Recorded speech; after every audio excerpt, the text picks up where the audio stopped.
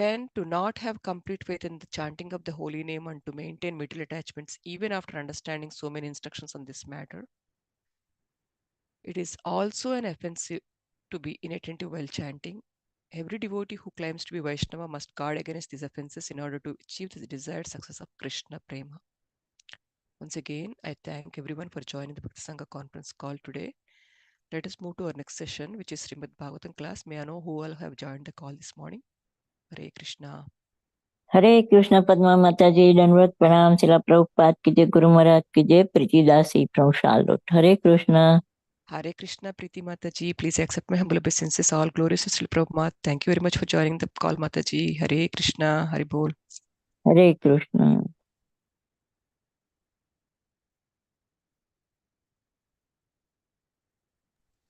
Hare Krishna Padma Mataji, Dandavat Pranam. All glories to Srila Prabhupada. This is Vinita Gandharvika Devidasi from College Station, Texas. And happy Ekadasi to everyone. After the class, after Prabhuji leaves, we'll be doing Ekadasi Mahatya reading. Please stay on the call for that also. Hare Krishna. Hare Krishna, Vinita Mataji. Dandavat Pranam. All glories to Srila Prabhupada. Thank you very much for joining the call, Mataji. Hare Krishna. Thank you, Ekadasi, to all of you. Hare Krishna, Hare Bol. Hare Krishna, Padma Mataji. Go ahead, Radhe. Hare Krishna, Padma Mataji. Please accept my humble obeisances. All glories to Srila Prabhupada and Shri Guru and Shri Gauranga, and all the glories to the assembled devotees. This is Manshri Leela Devidasi from Naperville. Happy Ekadashi to everyone. Hare Krishna. Hare Krishna, Manjari Mataji. Dandavat Pranam. All glories to Srila Prabhupada. Thank you very much for joining the call, Mataji. Hare Krishna.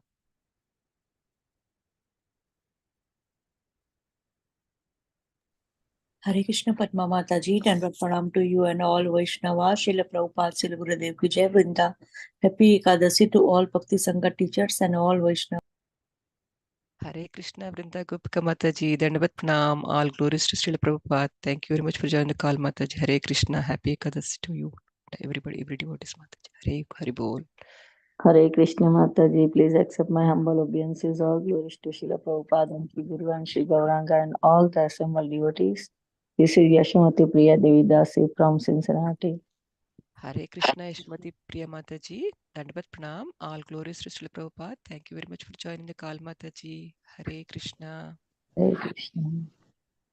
Hare Krishna, Padma Mataji. All glories to Srila Prabhupada and Guru Maharaj. My humble obeisances to you and all the devotees. This is Krishna Kumari Devidasi from Nagpur. Hare Krishna, Krishna Kumari Mataji. Dandavat Pranam. All glories to Srila Prabhupada. Thank you very much for joining the call, Mataji. Hare Krishna. Hare Krishna, Padma Mataji. Please accept my humble obeisances. All goes to Prabhupada, all goes to all that with the Bhakti Sangha. This is Sukakar Krishnadas from Chennai. Thank you, Mataji. Hare Krishna, Sukkar Krishna Prabhu. Dandavat Pranam. All glories to Srila Prabhupada. Thank you very much for joining the call, Prabhu. Hare Krishna. Hare Krishna, Mataji. Krishna, Padma Sakhi Mataji. Please accept my humble obeisances. Srila Prabhupada ki jai, Guru Maharaj ki jai. This is Aditi Devi Dasi in Canada, wishing everyone happy Ekadashi. Hare Krishna, Aditi Mataji. Please accept my humble obeisances. All glories to Srila Prabhupada. Thank you very much for joining the call, Mataji. Hare Krishna. Hare Krishna. Hare Krishna Padma माता जी. दंडवत प्रणाम. श्रील प्रभुपाद की जय. गुरु महाराज की जय. This is Shyama Gauri Devidasi from Charlotte. Hare Krishna, Shyama Gauri Mataji. Dandavat Pranam. All glories to Srila Prabhupada. Thank you very much for joining the call, Mataji. Hare Krishna. Hare Krishna Mata ji. I think we have Ekadashi tomorrow. Sorry, Mataji.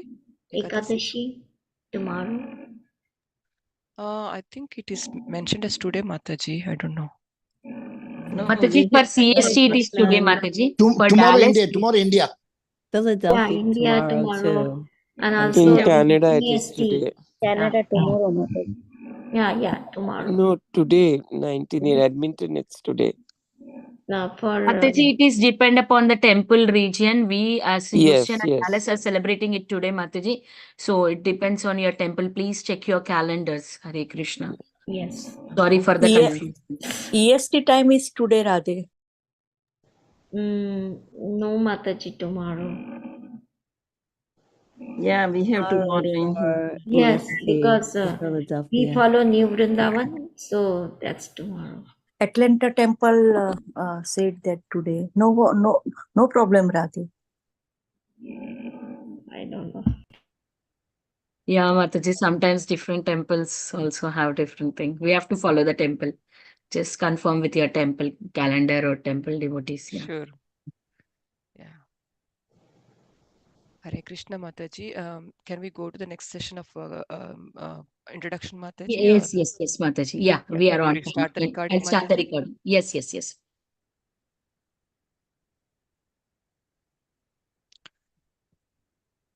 Thank you.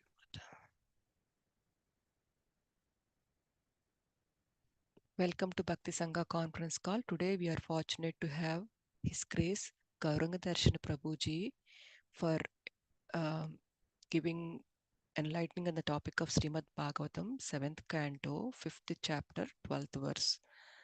So before I hand over the call to Prabhuji, I would like to give the call to Balabhadra Prabhuji for giving a brief introduction about Prabhuji. Hare Krishna Prabhu, please accept my humble obeisances. All glories to Srila Prabhupada. Take over the call, Prabhu. Hari Bol. Hare Krishna Mataji, Dhanva Pranam to you and all the assembled devotees. All glories to Srila Prabhupada, Shri Guru and Gauranga. Every time on the Ekadashi, devotees try to, say, oh, today is mine, today is not mine. But of course, it depends on the moon, where the moon is. And of course, as Vinita Mataji said, we should follow our temple calendar. So, Hari Bol. Today for me is Ekadashi. So happy Ekadashi to who have Ekadashi today. Here is a very brief introduction for our very dear speaker today, His Grace Gauranga Darshan Prabhuji. Is a disciple of His Holiness Radhana Swami Maharaj and Associate Dean of Academic Affairs of Bhaktivedanta Vidyapeeth Research Center at Govardhan Eco Village, GEV. He is a member of the ISKCON Board of Examinations too, BOEX. He holds a master degree from the IIT Bangalore. He teaches Bhagavad Gita, Srimad Bhagavatam, Chaitanya Charitamrita, Vaishnava character courses at GEV and several places in India. Prabhu has written several books, including Gita Subodhini, Bhagavad Subodhini, Chaitanya Subodhini, Disapproved but Not Disowned, Bhagavad Pravaha, Gita the Jewel Box.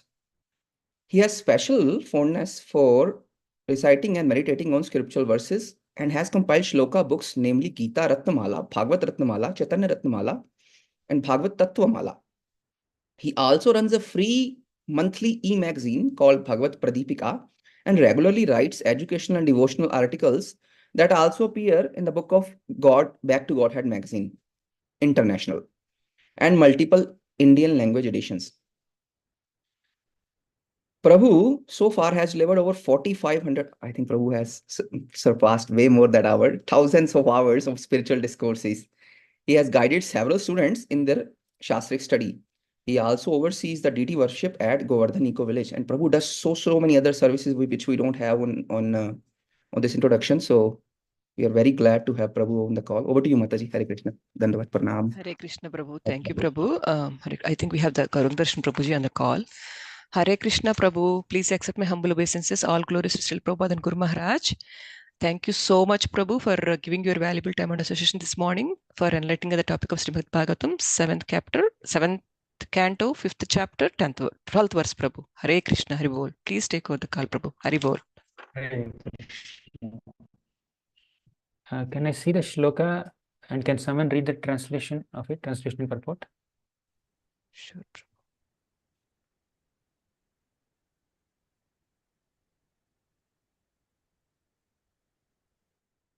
I can read, Prabhu.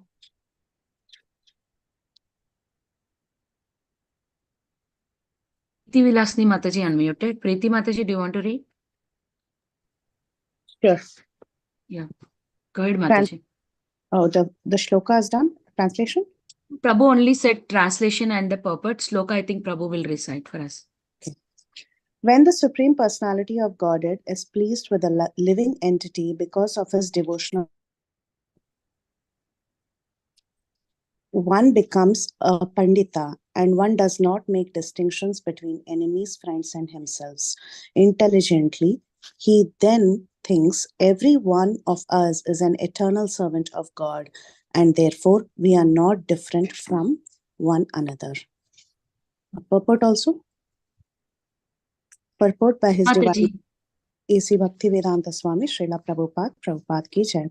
When Prahlad Maharaj's teachers and demoniac father asked him how his intelligence had been purified, Prahlad Maharaj said, "As far as I am concerned, my intelligence has not been polluted. Rather, by the grace of my spiritual master and by the grace of my Lord Krishna, I have now learned that no one is my enemy and no one is my friend. We are all, oh, sorry. We are all actually eternal servants of Krishna, and under the influence of the external energy, we think that we are separately we are separately situated from the Supreme Personality of Godhead as friends and enemies of one another. This mistaken idea has now been corrected, and therefore, unlike ordinary human beings, I no longer think that I am God and that others are my friends and enemies. Now I am rightly thinking that everyone is an eternal servant of God, and that our duty is to serve the Supreme Master. For then we shall stand on the platform of oneness as servants. Demons think of everyone as a friend or enemy, but Vaishnavas say that since everyone is a servant of the Lord, everyone is on the same platform. Therefore, a Vaishnava treats other living entities neither as friends nor as enemies, but instead tries to spread Krishna consciousness, teaching everyone that we are all one as servants of the Supreme Lord, but are uselessly wasting our valuable lives by creating nations, communities, and other groups of friends and enemies. Everyone should come to the platform of Krishna consciousness and thus feel oneness as a servant of the Lord. Although we are in 8,400,000 species of life, a Vaishnava feels this oneness. The Ishopanishad advises Ekvatvam Anupashyataha. A devotee should see the Supreme Personality of Godhead to be situated in everyone's heart and should also see the living entity as an eternal servant of the Lord. This vision is called as Ekatvam, oneness. Although there is a relationship of master and servant, both master and servant are one because of the spiritual identity. This is called as Ekatvam. Thus, the conception of Ekatvam for the Vaishnava is different from that of a Mayavadi. Hiranyakashipu asked Prahlad Maharaj how he had become antagonist to his family, and then the family member is killed by an enemy. All the enemies of the family would naturally be inimical to the murderer, but Hiranyakashipu saw that Prahlad had become friendly with the murderer. Therefore, he asked, "Who has created this kind of intelligence in you? Have you developed this consciousness by yourself? Since you are a small boy, someone must have induced you to think this way." Prahlad Maharaj wanted to repay that an attitude favorable toward Vishnu can be developed only when the Lord is favorable. Sa Yadanu Vartaha.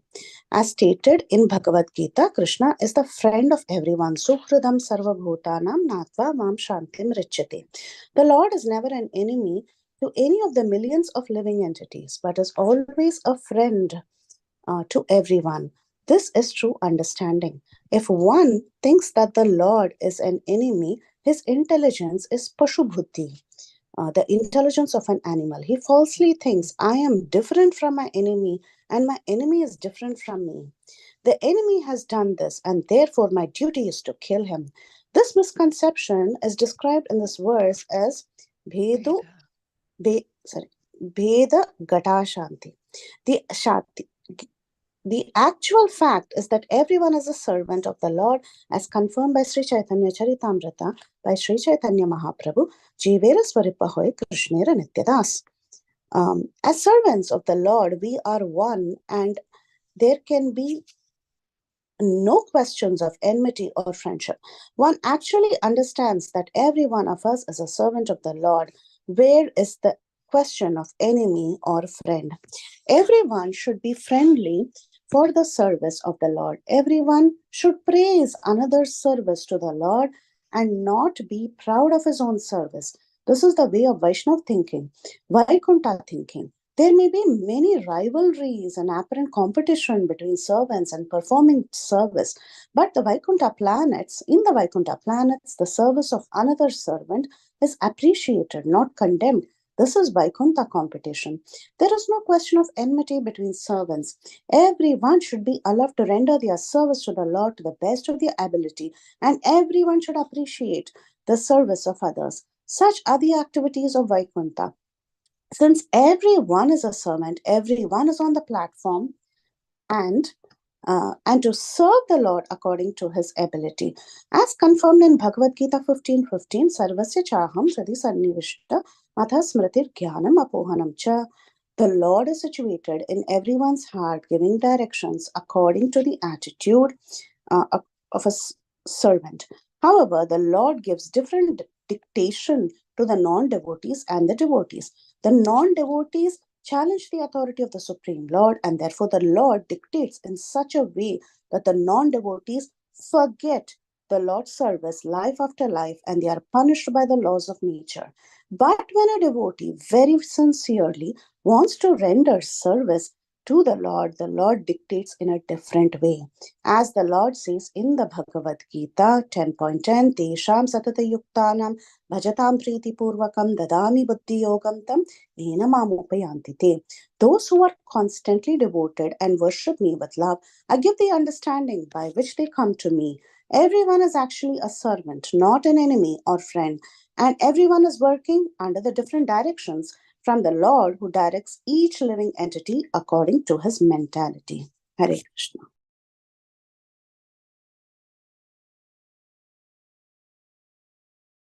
Thank you, Mataji. Is Prabhuji there?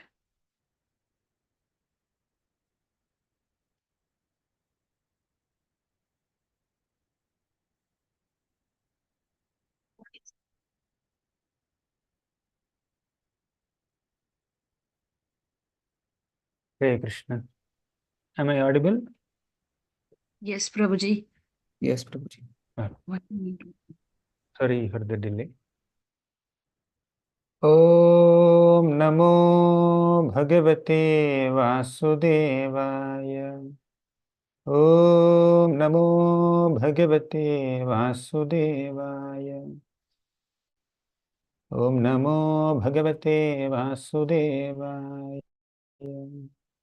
Om Ajnanatimirandhasya Jnananjanashalakaya Chakshurunmilitam Yena Tasmai Shri Gurave Namaha.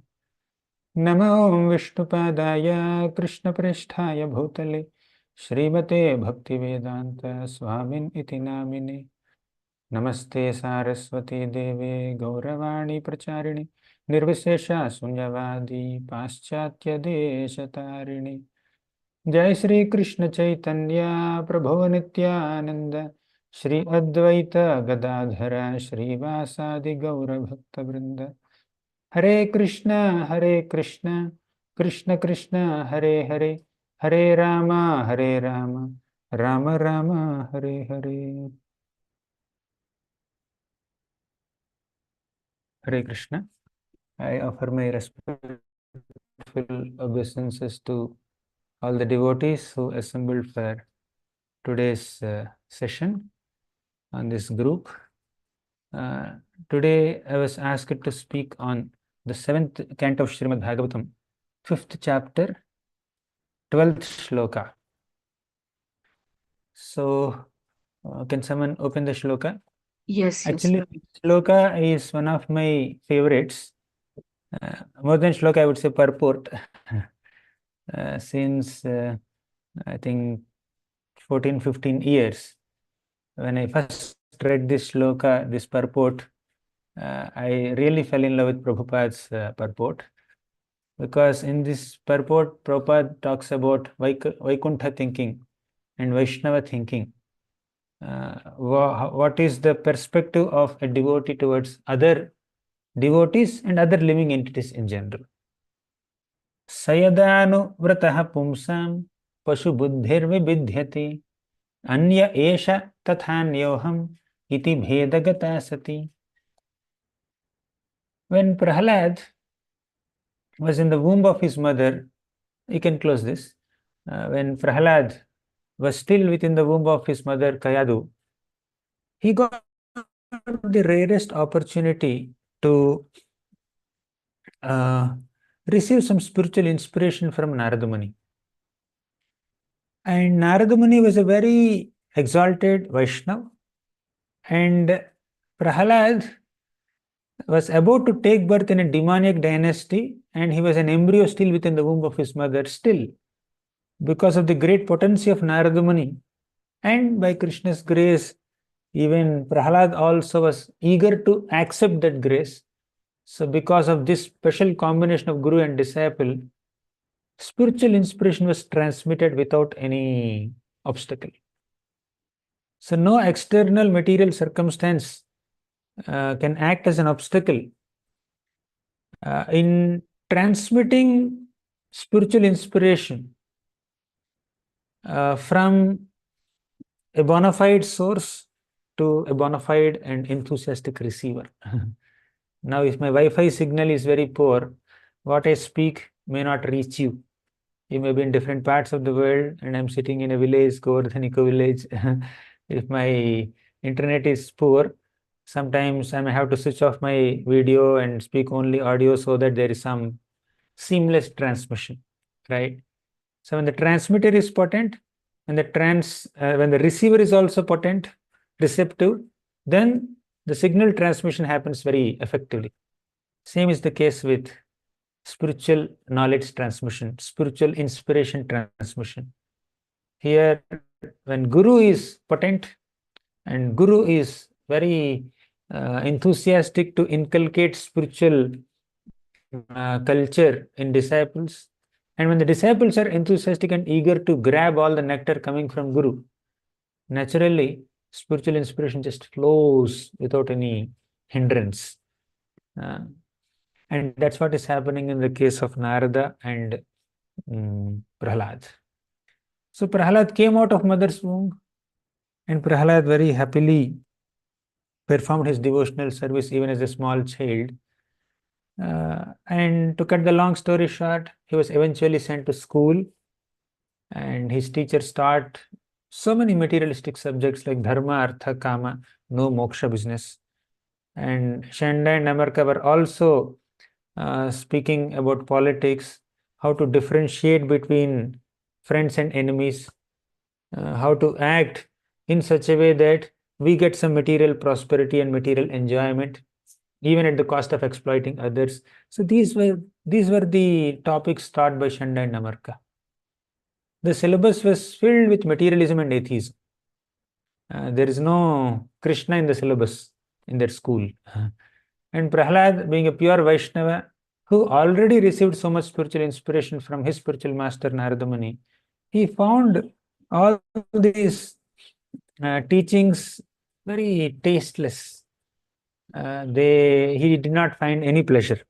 And he was rooted in the teachings that he received from Narada Muni only. So one day, Shanda and Amarka presented Prahlad in front of Hiranyakashipu.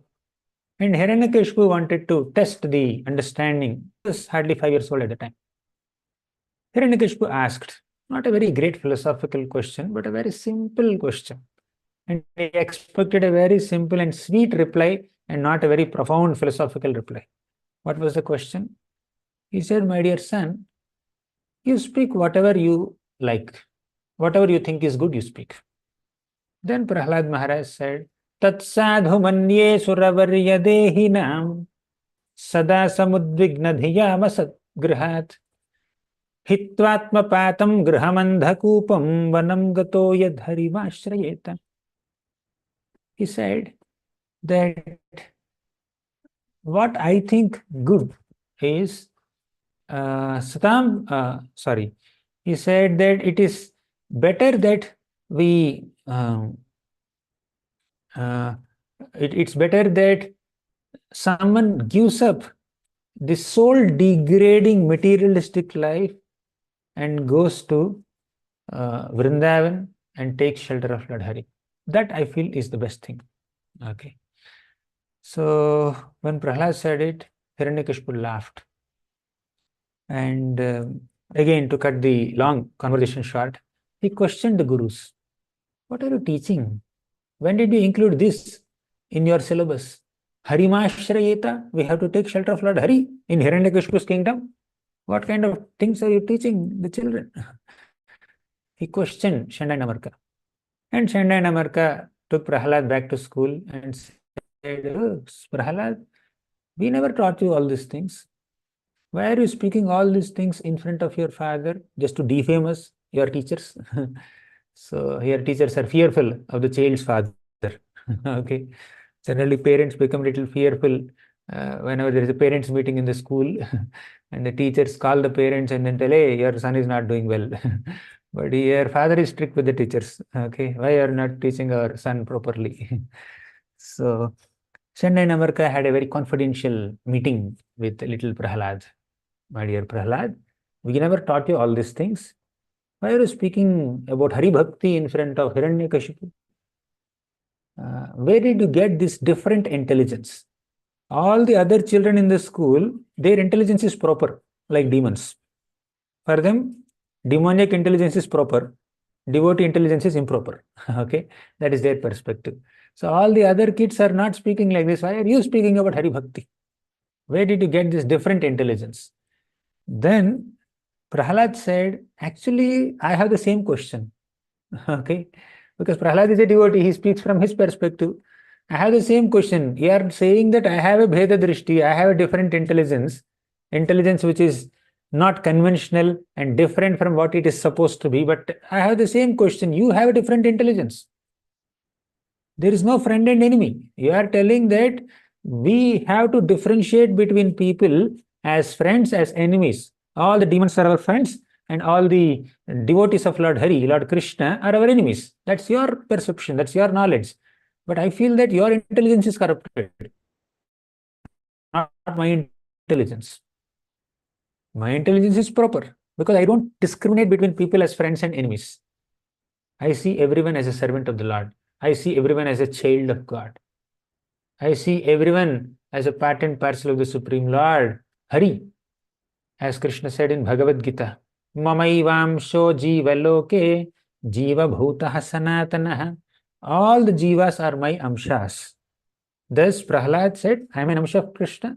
Shanda and Amarka, you are also amshas of Krishna. Hiranyakashipu, Hiranyaksha, they are also amshas of Krishna. All the other children next to me, my classmates, they are also amshas of Krishna. All the animals that you are killing and eating, they are also amshas of Krishna. All of us are amshas of Krishna. So, when everyone is a child of God, where is the question of differentiating between who is a friend and who is an enemy? This is material calculation. I don't like this. So, Prahlad said it very boldly. Then, Prabhupada very beautifully described in this shloka Vaikuntha thinking or Vaishnava thinking. So, Prahlad said, as far as my intelligence is concerned, it is not at all polluted as you are thinking, and it is completely pure, just like little iron particles naturally, spontaneously get attracted to a magnet.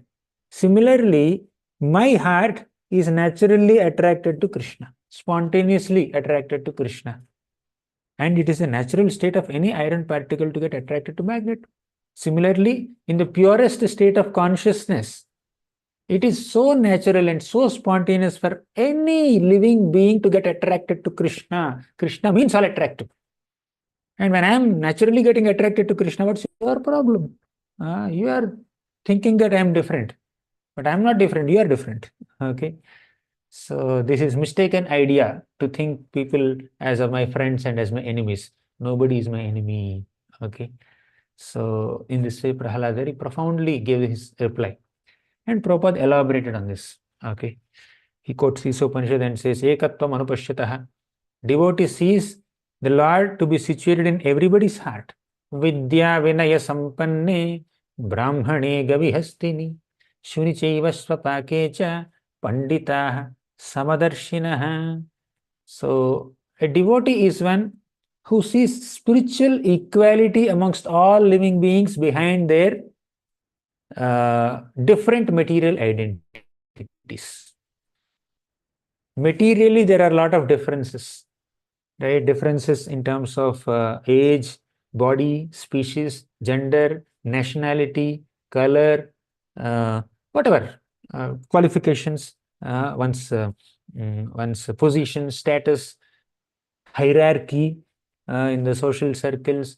So like that, different people are different in different ways from an external perspective, but essentially every living being is a spirit soul, and that spirit soul's real identity is a servant of Krishna.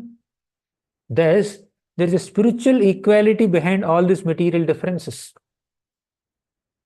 And devotee is one who recognizes that spiritual equality behind all bodily material differences.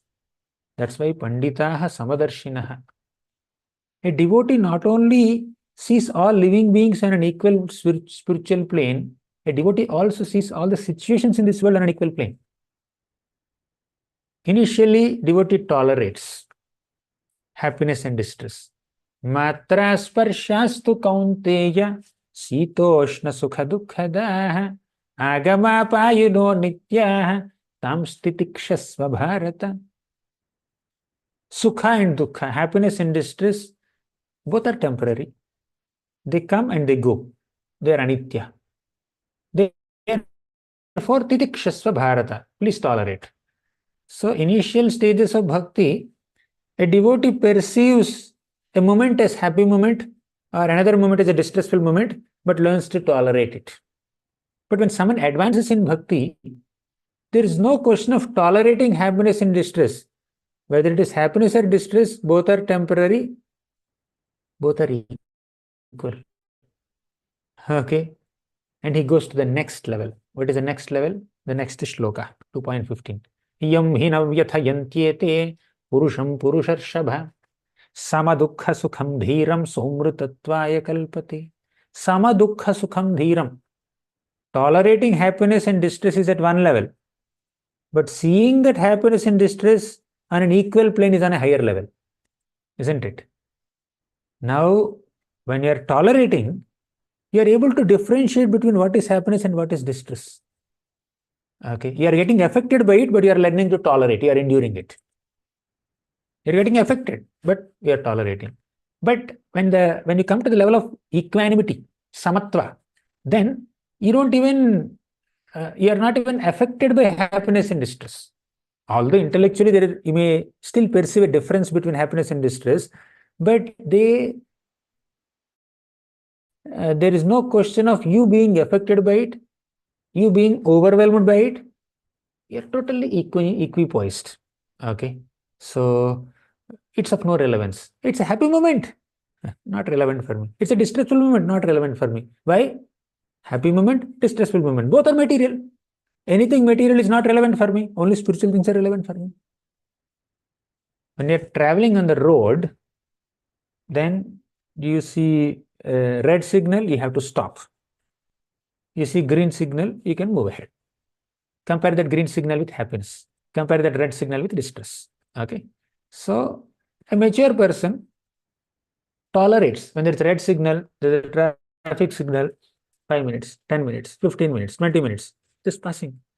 So what is he supposed to do? He's able to, he has to tolerate. There is no other way. Okay.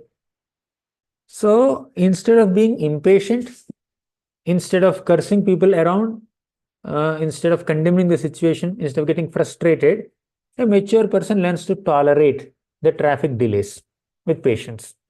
And maybe he will start half an hour early to the office so that he wouldn't get caught up in long traffic delays. Okay, that much he will do. But when someone is traveling in an airplane, the happiness caused by the green signal on the road or the distress caused by red signal on the road are of no relevance to the person who is traveling in an airplane, isn't it? So when someone raises one's consciousness to a higher plane, spiritual plane, happiness and distress on a material plane will no longer affect that person. When you're on the ground level, or neophyte stage of bhakti, right? So you learn, you perceive the difference between happiness and distress, and you learn to tolerate it. But when consciousness becomes higher and higher, when you rise above the ground level, when you're traveling in an airplane of spiritual consciousness or spiritual intelligence, happiness and distress are of no relevance to us. We'll be unaffected by it. And that stage is real yoga. Samatvam yoga uchyate, Krishna says in Bhagavad Gita. Samatvam yoga uchyate. Or Krishna says, Sama dukkha sukham dhiram so amrutatvaya kalpate. This is real amrutattva. Amrutattva means there is no mriti. There is no distress. There is no death. There is immortality. That's a real spiritual and immortal plane. To not get affected by happiness and distress on a material plane. To maintain that equanimity.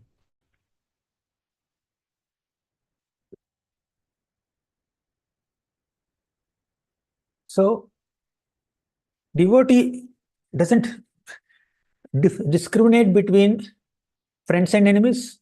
Devotee doesn't discriminate between happiness and distress. Situations may be, there may be dualities in situations, happiness and distress. And there may be some, dualities in the way people deal with us. So whether it is people dealings, where some are acting like friends, some are acting like friends, some are acting like enemies, or situation dealings, where there is some happiness and some distress. In both categories of dualities, a devotee is neutral. He's unaffected. He maintains that equanimity, right? A devotee perceives the spiritual standard there, always maintains that spiritual consciousness, and thus remains unaffected by the dualities on a bodily plane or mental plane or egoistic plane. Okay, let me add one more duality here. Happiness and distress are on a mental plane. Heat and cold are on physical plane. Man, apman, insult and praise, they are on an egoistic plane. Okay, friends and enemies, they are like human interactions plane. In all planes, a devotee is unaffected, not overwhelmed, maintains equanimity. Prahalad is like that. Okay, Prahalad is maintaining full equanimity at all levels of dualities. Okay, tatha manapamanayoh. Sitoshna sukha dukkheshu tatha manapamanayoh. Sita ushna, bodily plane. Sukha dukkheshu, happiness and distress are on a mental plane. Man apman, that is on an egoistic plane. Friends and enemies, that's a human interactions plane. In all ways, devotee is neutral and unaffected. So when we remain like that, neutral, maintain that equanimity, then we are eligible for liberation. Otherwise, difficult. Okay. So Prahalad is like this. So he is unaffected by this conception of friends and enemies. But Shanda and Amarka are very much affected. Now come to spiritual circles. Now we discussed, at least in discussion stage, we raised above the material dualities of discriminating between people as friends and enemies, discriminating between situations as happy and distressful moments, insult and praise, etc. So when you come to spiritual plane, and when one identifies everyone as a servant of Krishna, potentially a devotee of Krishna, part and parcel of Krishna, child of God, then there is no false thinking of he is my enemy, she is my enemy. No, this doesn't exist. This misconception is called Bheda Gatasati or Bheda Drishti. Okay, but devotee understands Jivera Swarupahe Krishnera Nityadas. And this kind of understanding, this kind of thought process is called Vaishnava thinking or Vaikuntha thinking. Can someone open the purport where Prabhupada mentioned about Vaishnava thinking and Vaikuntha thinking? It comes in this chapter. in this purport only, 7.5.12, Vaishnava thinking and Vaikuntha thinking.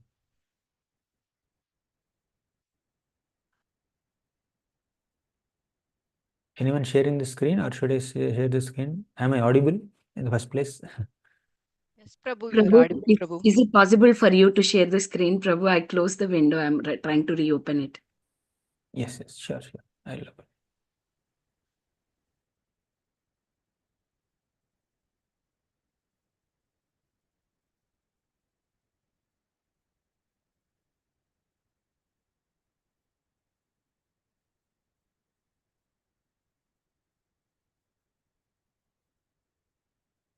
Hiranyakashipu asked Prahlad, how had he become antagonistic with his family? Yeah, this is the one. Everyone should be friendly for the service of the Lord. Everyone should praise another service to the Lord and not be proud of his own service. This is the way of Vaishnava thinking, Vaikuntha thinking. There may be rivalries and apparent competitions between servants in performing service, but in the Vaikuntha planets, the service of another servant is appreciated and not condemned. This is called Vaikuntha competition. This kind of mentality we can see even in Vrindavan also. In Vrindavan, sometimes there are competitions. Krishna standing there, and many Gopas have a competition. They would say, I would touch Krishna first. I will touch Krishna first. There's a lot of competition. Okay. And ultimately, only one boy will touch Krishna. That does not mean other boys will become envious of this boy. Everybody will celebrate the success of the other devotee. Okay. So, like that, definitely there is some kind of competitive spirit even in Vrindavan and Vaikuntha, but that competitive spirit is only there to express one's eagerness and enthusiasm to render service to Krishna and enthuse each other and not dominate each other or suppress each other or harm each other, right? So the competition in material circles is characterized by hatred, envy, pride, oppressive mentality, suppressive mentality. Okay, but the competition in spiritual world is characterized by a spiritual playfulness, spiritual humor, spiritual love, and spiritual enthusiasm. Right, that's the expression there in the spiritual world. So the competitive spirit that exists in the material world is often filled with envy, but in the spiritual world, in the material world, it's filled with envy. In the spiritual world, no such envy. And because Prabhupada is talking about Vaikuntha thinking and Vaishnava thinking, let's go to Vaikuntha once for a moment. Then we'll go to Vrindavan also. And we have this popular series of shlokas spoken by Brahma describing Vaikuntha in the 3rd canto, 15th chapter. There, Brahma describes the nature of the plants of Vaikuntha. Mandara kunda kurabotpala champakarna punnaganaga bakulambuja parijata गंधेर्चिते तुलसिकाभरणेन तस्य यस्मिंस्तपः सुमनसो बहुमानयन्ति. In the Vaikuntha, there are so many beautiful flowers of multiple colors and shapes and sizes and number of petals and different flavors of fragrance. All these flowers, although they themselves are very qualified, when they see tulasi leaf coming forward to serve the Lord, all these flowers will encourage tulasi. So in comparison to all these colorful, beautiful flowers that have multiple types of petals and colors, tulsi leaf seems very simple, right? Aesthetically, apparently, externally, okay? But still, tulsi has done so much service to the Lord and Lord likes tulsi so much. Therefore, other devotees wouldn't envy tulsi but encourage tulsi. You please go forward and worship the Lord. So Prabhupada writes that in the early in the morning, tulasi emanates some special spiritual fragrance that only spiritually elevated personalities can perceive, can understand. Not everybody can. So there is some speciality for tulasi, and Vishnu likes it. But whatever it may be, the plants of Vaikuntha never envy each other.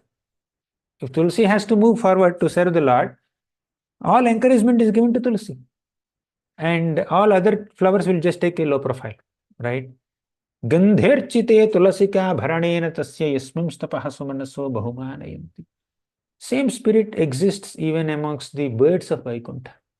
Paravatanya bhartasara sachakravaka datyuha hamsa sukati barhinam yaham Kolahalo viramate chiramatramuchet bhrangadhipe harikatham iva gayabani Paravata anya bhrata sarasa chakravaka datyuha hamsa shuka titiri barhi. All these are the names of different birds in Vaikuntha. They don't have English equivalent names. Okay, at least many of them I don't know. So all these birds take a low profile and stop their kolahala. They give a pause to their sweet singing. These birds are so beautiful to look at.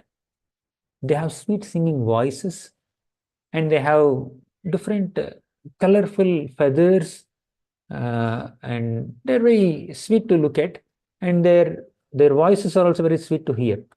But all of them keep quiet. Kolahalo viramate chiramatramucher. So they take a low profile to encourage a bumblebee to go forward and glorify Lord Hari. A bumblebee comes and attempts to glorify Hari by making some sounds like that. So, this bumblebee is also trying to glorify Lord Hari. Harikatham eva gayamani, bhrangadhipe harikatham eva gayamani. Let Bhranga go forward. Let the bumblebee go forward to glorify Krishna. I will just keep quiet. Okay. So this is the spirit of Vaikuntha. No envy. Let's go to Vrindavan for a moment. We already discussed one example of Vrindavan where all the Gopas had a competition to touch Krishna, but without any envy. We saw non-enviousness amongst the plants of Vaikuntha, amongst the birds of Vaikuntha, amongst the Gopas of Vrindavan. Let's talk about Gopis of Vrindavan. In Vrindavan, Srimati Radharani renders such intimate service to Lord Sri Krishna. And all the Gopis of Vrindavan, they want to assist Srimati Radharani in her service to Krishna. Srimati Radharani is compared to a creeper of devotion. Okay. She's like a creeper of bhakti. And all the gopis are compared to the leaves and the flowers and twigs of that creeper. When water is sprinkled on the creeper, naturally all the leaves and twigs of the creeper are nourished. And what is this water sprinkled on the creeper? This water is compared to Krishna's pastimes. Radharani is the creeper, and the gopis are like leaves and twigs of the creeper, and Krishna's pastimes are the water sprinkled on the creeper. So when Srimati Radharani directly renders service to Krishna, all the gopis naturally become very happy and satisfied by just assisting Srimati Radharani. Okay. Just as the leaves and twigs are naturally satisfied when water is sprinkled on the creeper, not only on the leaves. Okay. So all the gopis want to assist Srimati Radharani in her service to Krishna. But what is the mood of Srimati Radharani? Radharani wants to encourage all the gopis to go and directly serve Krishna, and she would like to become their assistant. Okay. Not that they want to avoid service.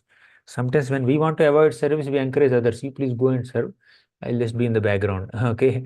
But these devotees, these gopis of Vrindavan, they don't want to avoid service. They're enthusiastic for service, but they want to share that opportunity to render service with other devotees without any envy, without any malice, without any oppression or suppression or domination, or without trying to sideline other devotees.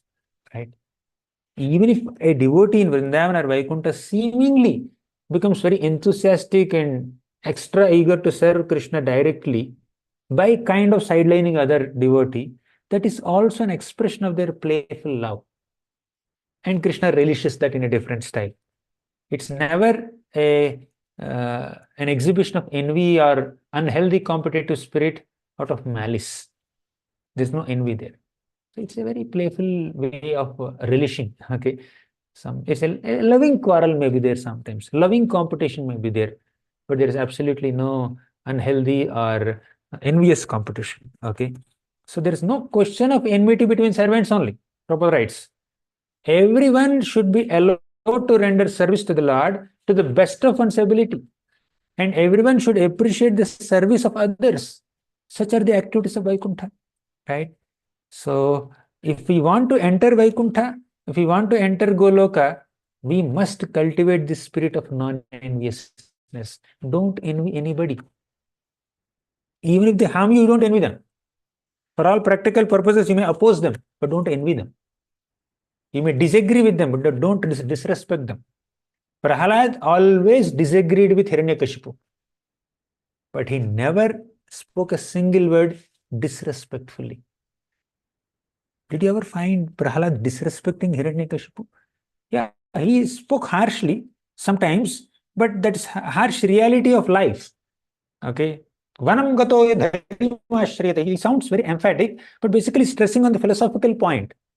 It's not that he's personally attacking Hiranyakashipu, right? He mentioned a philosophical point emphatically. Okay. So he stated facts, but not in a disrespectful tone, but in a tone of a well-wisher. As a well-wishing son, he was only warning, cautioning his father, but he is not doing it with malice. If he really had malice in his heart, why would he pray for the liberation of Hiranyakashipu when Narasimhadev asked Prahalad a benediction? After Narasimhadev appeared from the pillar and killed Hiranyakashipu, he asked Prahalad, ask any benediction from me. Whatever benediction you want, I will offer you. You please ask. Then you know what Prahalad said? Oh Lord, I am not a businessman. I don't want to exchange my devotional service for some material benefit from you. I don't want that. I will just serve you as your unmotivated servant, and you are my eternal master. This is our relationship. In this relationship, let's not bring in any kind of give and take exchanges, some kind of business exchanges. Oh, you did service to me, you offered prayer to me, I'll give you some boon. Okay, take this much wealth. I don't want that kind of exchange. After denying the opportunity to receive any kind of boons from Narasimhadev, Prahalad finally said, no, I want one thing, one small thing. What is that? Can you please liberate my father, Hiranyakashipu? Out of his ignorance or impudence, he hated me and he hated you. He tried to kill me, but please forgive him. Please excuse his offenses. Please give him liberation. And Narasimhadev said, yes, of course, why not? So Prahalad opposed Hiranyakashipu. Prahalad never agreed with the philosophy of Hiranyakashipu or philosophy of Shanda and Namarka, but he was never disrespectful towards them. He was never unkind towards them. Same thing we can see in the example of Ambarish Maharaj. He never hated Durvasa Muni. Although Durvasa Muni tried to kill Ambarish Maharaj never tried to kill Durvasa Muni. He was tolerating. Although Duryodhan hated Yudhishthir Maharaj, Yudhishthir never hated Duryodhan even for 1 minute also. Right?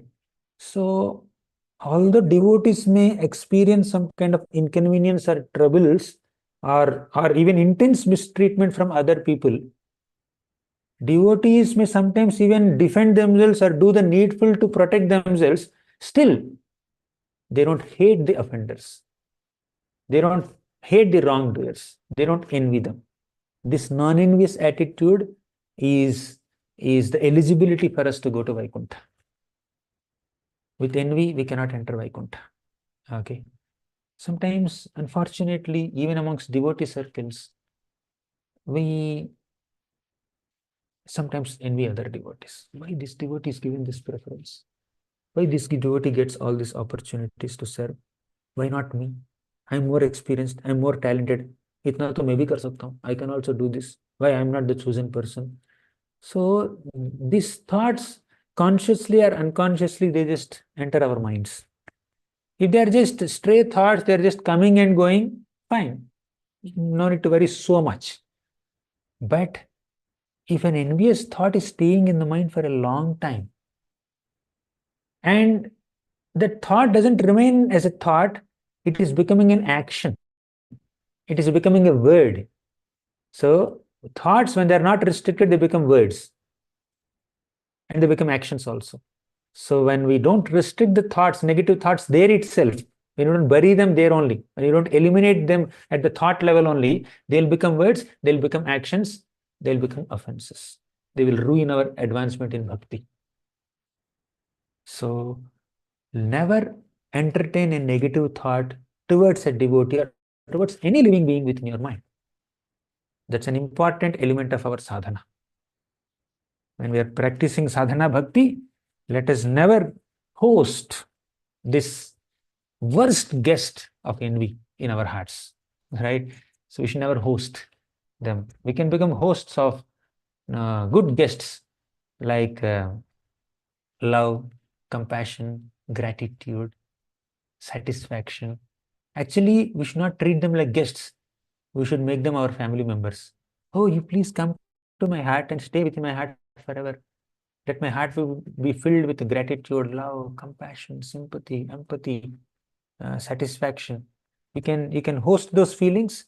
You can internalize those feelings.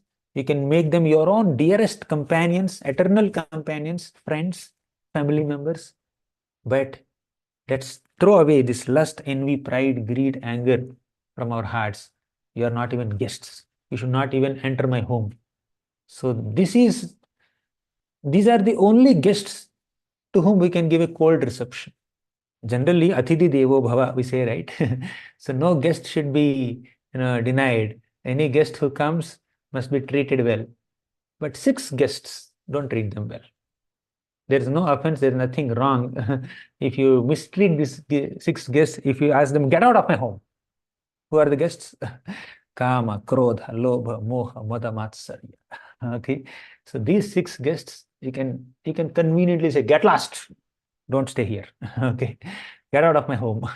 You're authorized to say it, and Krishna will be happy with it. So Krishna will be very, very happy with this kind of cold reception given to these qualities. Okay. So Prabhupada says that this is Vaikuntha thinking and Vaishnava thinking.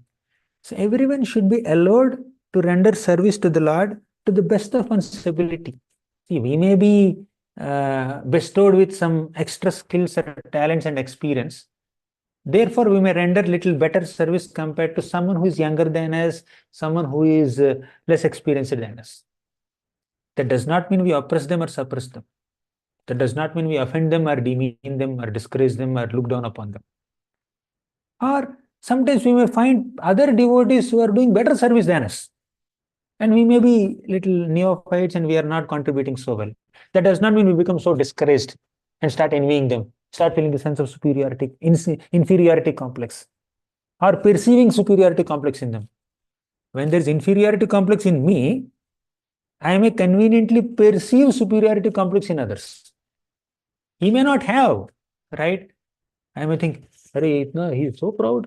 He's not proud, you are envious. The problem is within us. When I have envy in my heart, I see pride in them. And when I have pride in my heart, I look at other people as envious. He's always envious of me. He may not be envious. You may be proud.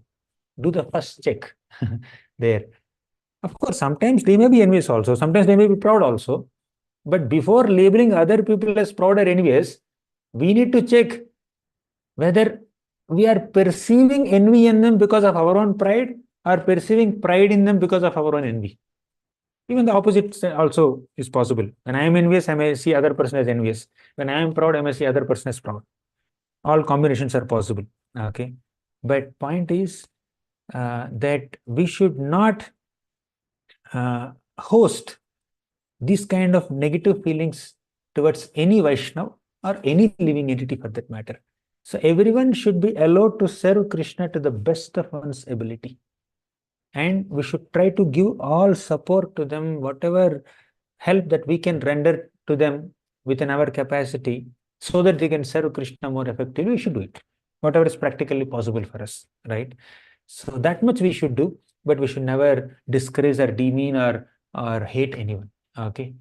So these are the activities of Vaikuntha. And when we are aspiring to go there, Vaikuntha or Goloka, we need to imbibe that spirit. Actually, when we have that spirit in our service to Krishna, then even without going to Goloka or Vaikuntha, we can invoke the ambience of Vaikuntha and Goloka here in this Bhuloka. Wherever we are Staying, we can create an atmosphere of Vaikuntha there. We can create an atmosphere of Goloka there, wherever we stay, provided we exhibit this quality, provided we imbibe this consciousness, this spirit of loving devotees, caring for devotees, not envying devotees, cooperating with devotees, being friendly with devotees. And when we are friendly with devotees, without any envy, Krishna will be pleased. Krishna said it personally. To whom? To the Prachetas. Varam vrinidhvam bhadram vo yuyam me nripanandana sauhardena prithak dharma tushtoham sauhridena va. Varam vrinidhvam bhadram vo. May there be auspiciousness unto you, my dear princes, my dear Prachetas. Yuyam me nripanandana. You're all sons of great king, but 10 of you served together, worshipped me together with full unity, with full cooperation. You know what he said? Sauhardena aprithak dharma tushtoham sauhridenava. Just like in the 9th chapter shloka, popular shloka of Bhagavad Gita, Patram pushpam phalam toyam yome bhaktya prayachati tadaham bhakti pahritam ashnami prayatatmanah. In that shloka, little shloka, Krishna used the word bhakti twice. Means your devotion pleases me, not the expense of your offering. He said it. Similarly, in this shloka, this is, I think, 4.30.8, Pracheta shloka, he used the word suhrda twice. Sauhardena prithak dharma tushto ham sauhrdena va. Sauhardena prithak dharma. You performed your devotional service with a spirit of friendship. Tushto ham sauhrdena va. Tushto ham means I am very pleased. Tushti means satisfaction. I am so satisfied with your friendship, with your loving relationships. Right? I am very satisfied with your loving relationships. You see this, what pleases Krishna is when we cooperate with each other, when we love each other, when we are friendly with each other. And I am trying to serve Krishna. Another devotee is also trying to serve Krishna. When I start fighting with this devotee, what will Krishna feel? Just like a mother gives birth to two children. If the two children are happy with each other, they cooperate with each other, they love each other, they're very friendly with each other, that pleases the hearts of mother and father, right? Similarly, when devotees are cooperating with each other, that pleases Krishna's heart. He is aham bija pradah pita, right? But when devotees are fighting with each other, quarreling with each other, very, very serious differences, and they are hating each other, what pleasure Krishna can derive? Differences of opinion may be there. Different working styles may be there. Different preferences may be there. But sometimes, or many times, or most of the times, we may have to adjust according to time, place, circumstances, and we may have to take a back seat. We may have to compromise a little bit for the higher purpose of pleasing Guru and Krishna. Some siddhir haritoshanam is the higher purpose. Whatever you do, ataha pumbhir dvijasreshtha varnashrama vibhagashah svanushthitasya dharmasya samsiddhir haritoshanam. Samsiddhir haritoshanam. Pleasure of Lord Vishnu, Lord Hari, should be our prime objective. We should be obsessed with a desire to please Lord Hari. And if my adjusting or compromising or being friendly with another devotee, cooperating with another devotee, ultimately gives pleasure to Krishna, why should I not do it? Let me do it. Okay. So we need to respect each other's enthusiasm and eagerness to serve Krishna. Sometimes there may be some conflicts. That's fine. As long as we are not yet completely pure, we are not on the level of Rajavasis, we are not on the level of Vaikuntavasis, there is a good possibility of our small quarrels or differences of opinion leading to long-term separation between devotees. It can happen sometimes. Sometimes it can happen. But one day we need to overcome them. If not in this lifetime, some lifetime. Before going back to Godhead, we have to overcome that, right? So basically, Prabhupada writes that in that same purport, 4.30.8, there are no difference of opinions. There are no two opinions in bhakti. There is only one opinion in bhakti. What is that one opinion? Service to Krishna. Okay. But the difference in opinion is basically how exactly should I serve Krishna? That's where different opinion comes. I want to serve Krishna in this way, and I want to serve Krishna in this way. Other devotee also says, that's fine. You can serve Krishna in two ways, two different ways, no problem. But the real problem is, my way of serving Krishna is the best way, and you are supposed to agree with this way only. When that mentality comes, when it becomes very strong, that creates the biggest issue, right? So, of course, there are so many dynamics. I don't want to go deep into this topic. It's very, very elaborate topic. But in principle, according to Shastric understanding, so we need to be willing to cooperate with other devotees as much as possible. And for that, we may have to adjust a little bit. But if there is any compromise in the main principle, then we may have to be a little firm in our stance and not just agree to some opinion which may not be in very much great alignment with the standard morals or virtues and the standard teachings, right? Scriptural teachings. Okay. But small things we should try to accommodate and adjust as much as it is practical for us, humanly possible for us. So coming back to this main theme of not hating anyone. Okay, one more thing. Whether we agree with another devotee or not. Okay. Whether we agree to align with someone else's style or not, we should not disrespect. We should not hate them. We should not hold any envy towards them. Okay. Knowing that they are also servants of Krishna. They are trying to serve Krishna to the best of their ability. So, Prabhupada writes here, right? Everyone should be friendly for the service of the Lord. Everyone should praise each other's service and not be proud of one's own service. This is Vaikuntha thinking. This is Vaishnava thinking. So genuinely appreciate other devotees' contribution. Okay. Prabhupada writes, there may be rivalries and apparent competition between servants in performing service. But in Vaikuntha planets, the service of another servant is appreciated and not condemned. Okay. So, and Prabhupada several times he emphasized on the importance of being together in service to Krishna. Especially in Samudra Manthan episode, we get this very, very important lesson. Demons and devatas, they're always against each other. They never agree with each other. They are, they even consciously take up certain activities which are very much opposite to the other party's activities. Okay. But even such lifelong enemies also came together for the higher purpose of producing nectar. Devatas and demons came together. They agreed to work on the same project of churning the milk ocean to produce nectar. So their combined effort produced Amrit. Okay. But of course, Amrit was taken to by Devatas only and not the demons. And demons also had similar intentions. But during the project, as the work is going on, they had to cooperate with each other. In that, Lord Vishnu told the Devatas, see, sometimes these demons may kind of push you, pressurize you. They may say, I'll catch the head portion, not the tail portion. Just compromise, just adjust, just agree to their opinions. Okay. Sometimes we may have to agree. Of course, not by considering other person as demon.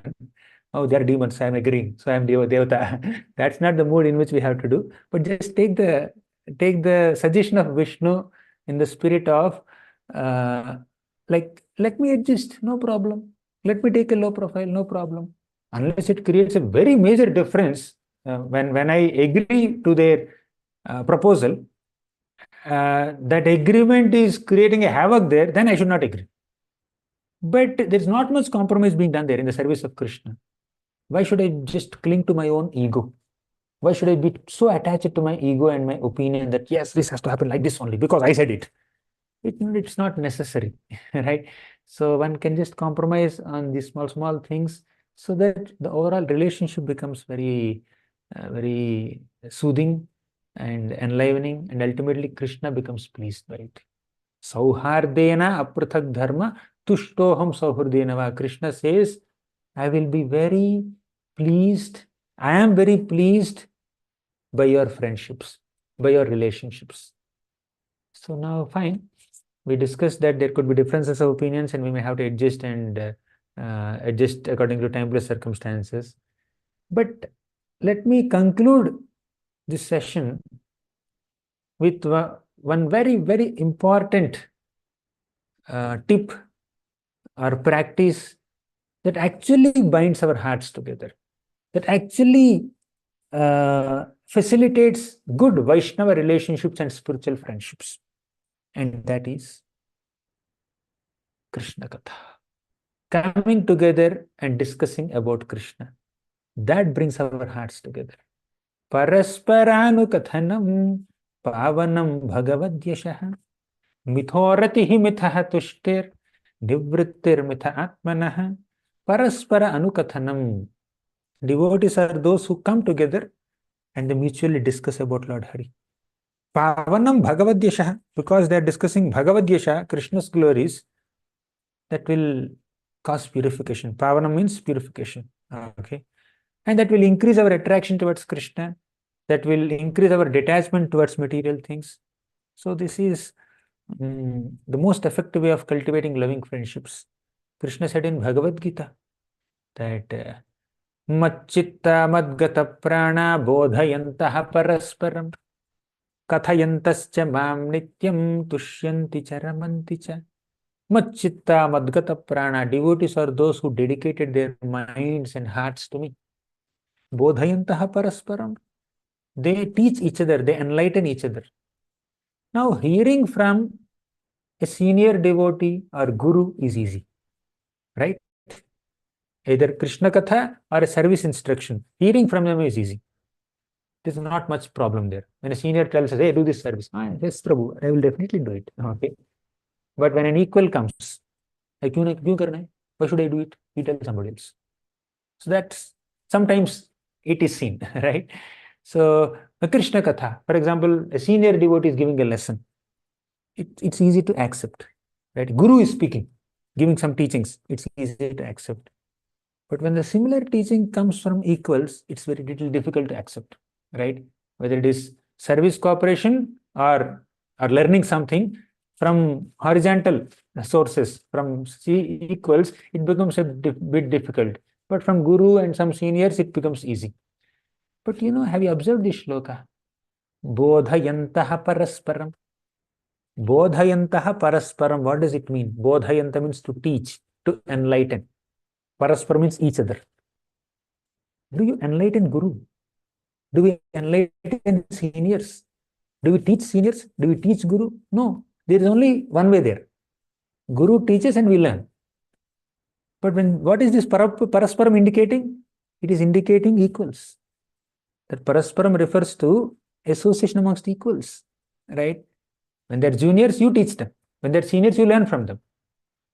So when Krishna says bodhayantah parasparam, he's speaking, teaching each other, enlightening each other. So that comes mainly in the association of equals, right? So we need to be eager to learn from equals also. Not only teach juniors and learn from seniors, we need to be eager to learn from each other, teach each other, right? Learn from each other. So for that, we need to hear Krishna Katha from other devotees, from equals.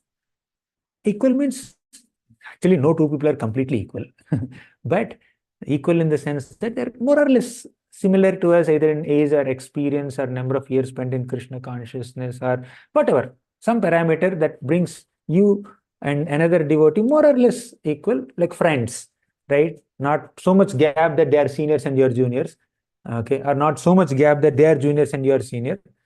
like more or less, okay, contemporaries. So we need to be eager to discuss Krishna Katha with them. Paraspara Anukathanam, Bodhayantaha Parasparam. So when you hear Krishna Katha from another devotee, from someone who is your contemporary, that will increase your appreciation towards that devotee. And when you speak Harikatha in front of that devotee, that will increase their appreciation towards you. Thus, you mutually appreciate each other, develop loving friendship and relationship with each other based on each other's love for Krishna, based on how much you love Krishna. When I start working with another person, I come in contact with their skills, with their talents, with their working styles, with their preferences. Okay, that may be material sometimes. That may be their external, swabhava or nature. It may be unpleasant sometimes. It's not always ideal. Okay, but when I hear Krishna Katha from them, that is purely spiritual, right? Okay, so let us also expose our minds and hearts to the spiritual side of the other devotees, not only the skill side and talent side, not only their external demeanor, but also just expose ourselves to their spiritual inclinations, their pure spiritual love for Krishna. That happens when we hear Krishna Katha from them. In short, I want to conclude by this one point. When we hear Krishna Katha in the association of other devotees, not only seniors but equals, that will facilitate our spiritual friendships. And that spiritual friendships and mutual appreciation for each other will help us deal with the differences that we have. Deal with the differences of opinion and other things. We can easily accommodate and adjust with them, right? So let's try to bring in this culture of Krishna Katha in our interactions with each other, and thus spiritualize our relationships, and thus come closer to Vaikuntha thinking, Vaishnava thinking, and Goloka thinking, and without any envy or any malice towards anybody in the entire creation. Let's have the doors of Vaikuntha and Goloka open for us. I hope that makes some sense. Thank you very much. Granthara Srimad Bhagavatam ki jai, Srila Prabhupada ki jai. Hare Thank you. Krishna, Prabhu. Wonderful session, Prabhu, with all so many, actually very easy and easy to implement the things like um, like like equal people, then giving the katha, listen to them, and having association and listening to the Krishna katha, and then from equal people and all, and not have envious, all the six things that we should be keeping away, and not having negative thoughts, because when you have negative thoughts and then when you keep them long, it becomes words and actions. So many wonderful points, Prabhu. Thank you so much, Prabhu. You have time for question and answers, Prabhu? Yeah, Yes, go ahead. I see two raised hands. Divya Mataji, please go ahead with your questions, Mataji.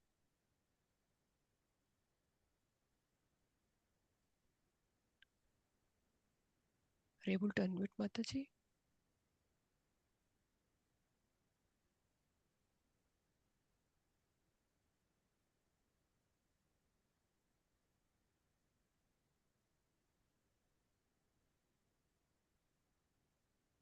Divya Mataji, are you able to unmute, Yes. Mataji? Yes, Mataji. Actually, I was not being able to unmute that time. Thank you, Sorry, Mataji. Mataji. Hare Krishna. Okay, it's okay, Mataji. It's okay, no problem. Please don't sorry. Hare Krishna, Prabhuji. Dandavat Pranam. Thank you so much, Prabhuji. You for such an eye-opening lecture. Thank you so much, and everybody on the call. Dandavat Pranam. Prabhuji, I have two questions. Can I ask you two questions? Prabhuji, yes, I'm sorry for silly question. I'm very sorry for the silly question. My question was that since it's stated in Bhagavatam that the one who is very much devotional to Sri Krishna, the 7 generations and 14 generations from the parent side, they are liberated. But still, why did Prahlad Maharaj, when he was requested by Narsimha Dev, who said he asked for liberation of his father Hiranyakashipu? Can you please put some light on that? Why did Prahlad ask Narasimhadev for liberation of Hiranyakashipu. Out of his affection as a father. Yes, because of his affection for his father. Okay. Actually, Prabhuji, it is quite obvious now that he will actually be liberated because he was from devout family. Although it is default, but still some special request from a pure devotee will give us an opportunity that this devotee is actually desiring liberation. We can understand how non-envious Prahalad was towards his father when he prayed like this to Narasimhadev. I don't know if I'm getting the question. Yeah, he had love. Although his father hated him, he only had love for his father. And that we can easily understand through his prayer.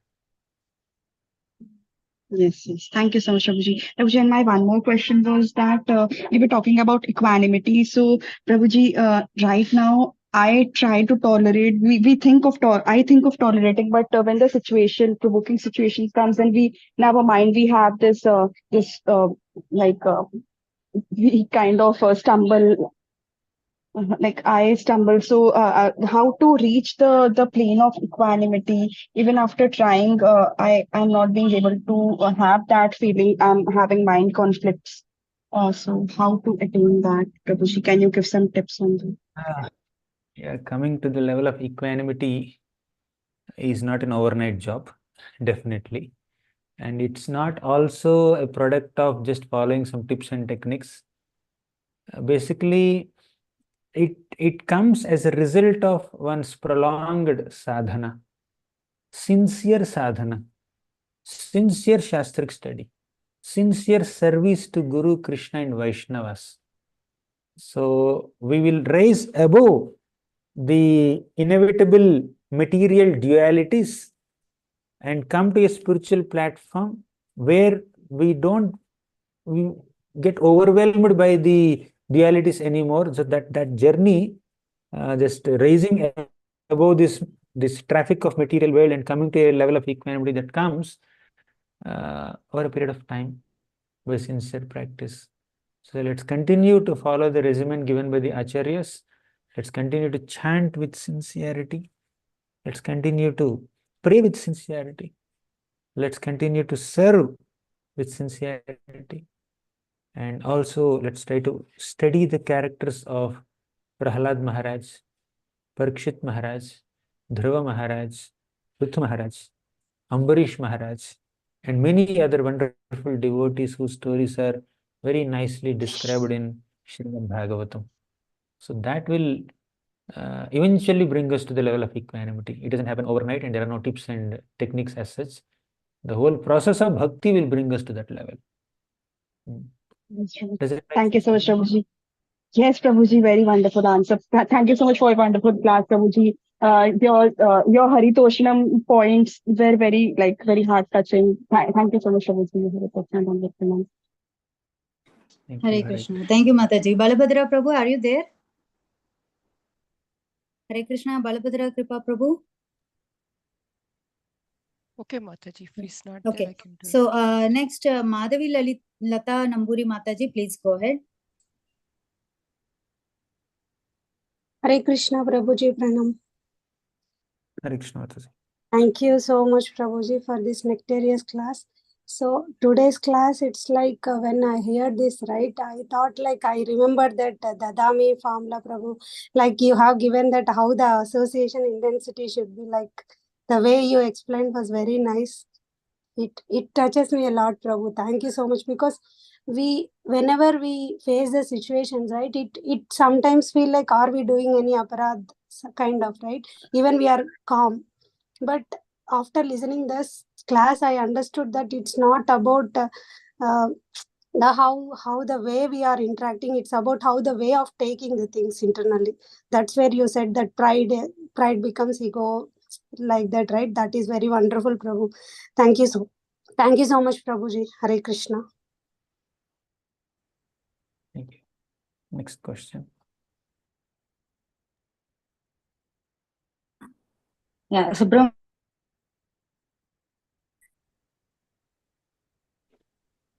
Hare Krishna, Gauranga Darshan Prabhu. As usual, you are the best speaker and so nice. Especially your this Bhagavata Subodhini, it's so wonderful. For anyone, you have made it like a juice. Anybody reads that, they can just drink fast. The whole Bhagavatam you can read through that. So your 10th canto have you made? Or I got until 9th canto. 10th have you written? 10th, 11th, 12th, or still on the work in progress? Work in progress. It takes some time. And Prabhu Chaitanya Charitamrita, you written Chaitanya Bhagavata also you done? Or you're not done? Only for Chaitanya Charitamrita I got your books.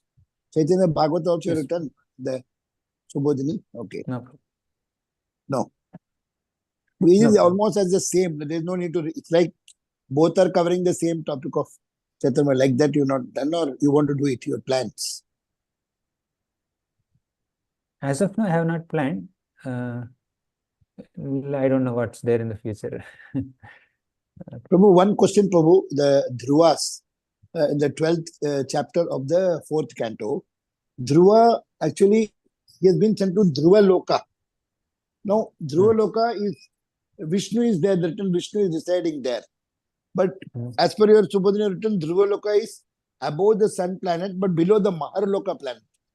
So what do you think the pole star, the Dhruva Nakshatra, is the same Dhruva, which, or is it not that? So is it a place where you don't come back? Somebody goes to Dhruva Loka means it's like an eternal planet because Vishnu is coming? It's basically Lord Vishnu's abode. It's also named after Dhruva because Dhruva is dearest devotee of Lord Vishnu. But it is Vaikuntha only, it's Vishnu's abode, which is unaffected even at the time of universal annihilation because of its being Vishnu's abode.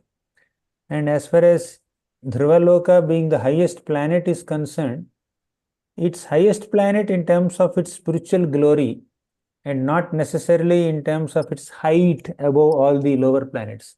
It's not positionally. Say there is a 10th floor building. Highest floor is definitely the 10th floor.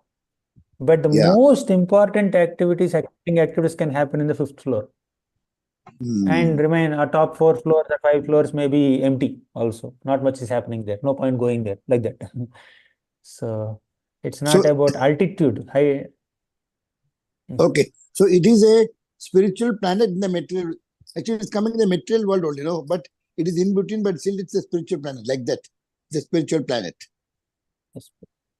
And in the Phalasthiti you have written, who study the Dhruva Charitra, they can go back to Dhruva Loka also. So we can aspire for that also, but we all want to go to Goloka only. Gaudiya, we want to go there. Krishna will give us whatever we deserve. No worries. Our focus should be service. What we will get, that's Krishna's responsibility. Thank you so much. Gauranga Devi Mataji. Hare Krishna, Prabhuji, Dandavat Pranam, Jai Shri Prabhupada. Thank you, Prabhuji, for your enlightening class. Thank you. Prabhuji, I have a question, Prabhuji. Prabhuji, how to deal with the, like you said, if we get some instruction from our seniors, we do it with whole heart, without any ifs and buts. But the problem is when it comes from our equals, or when we have to together render services and we don't like the way they are doing. So even if we know that they are committing any mistake in their service, should we stop them or not? Or should we if they feel offended? We should stop them in such a way that they don't feel offended. Or if we think that we stopping them will make them a bit uncomfortable because we are more or less equals to them, we can sensitively escalate the matter to a trusted senior who can make some difference. Basically, many of us are struggling sadhakas. Therefore, there is a tendency to make mistakes.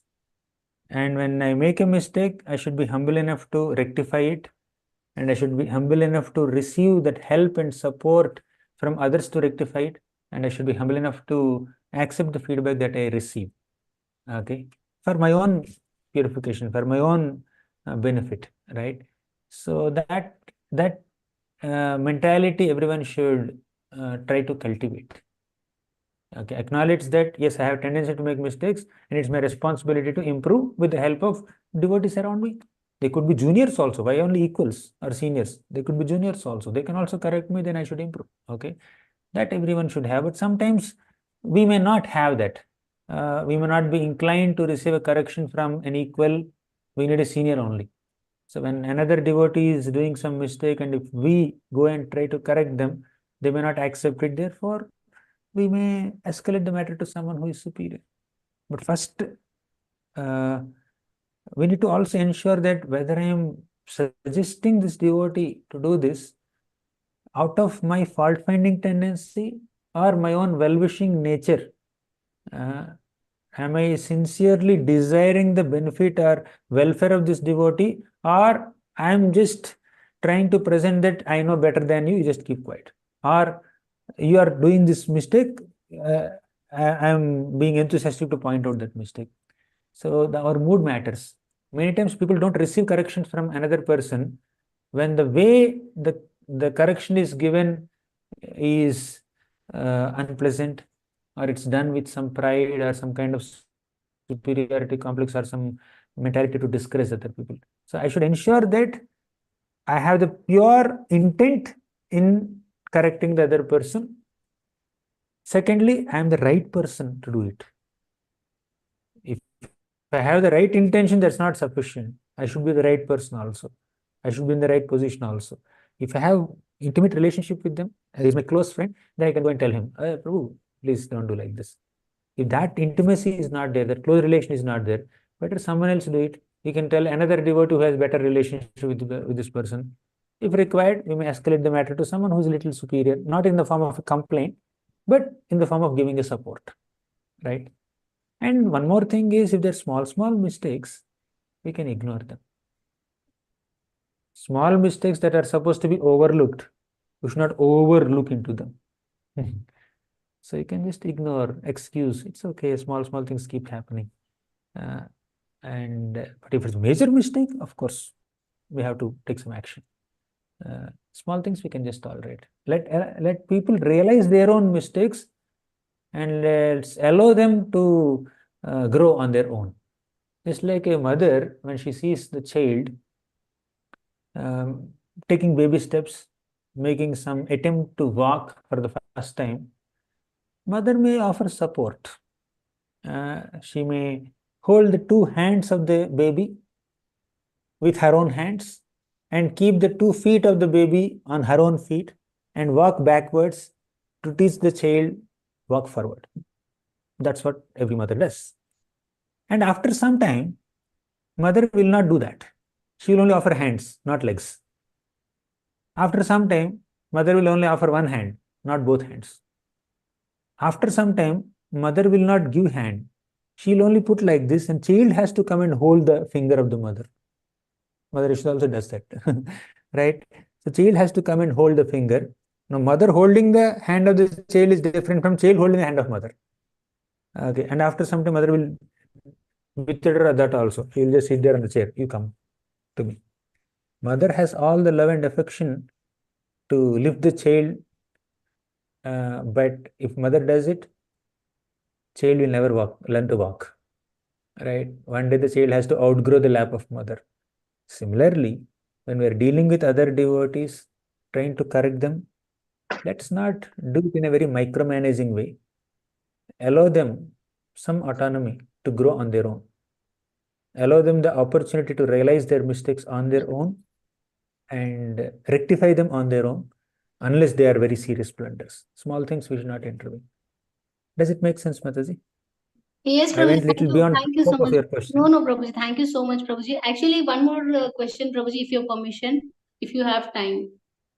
Yeah, you can ask Mataji. Yeah, Prabhuji, actually, that suppose if some seniors who have helped us in our past for our bhakti, in our bhakti life, so if they have too many expectations from us, thinking of that particular favor that they have done us in the past, every time if they take our availability as granted, and sometimes it also becomes very difficult and challenging for us to fulfill what they desire. Like whatever they are asking us for any service, or sometimes it becomes quite challenging be being grahasta. So how to politely say or deal with them, like, no, it is not possible. And again, they have that expectation, okay, I helped that particular devotee, and now this particular devotee is denying. So what should we do in such situation? Nothing about an individual. I'm just taking the principle.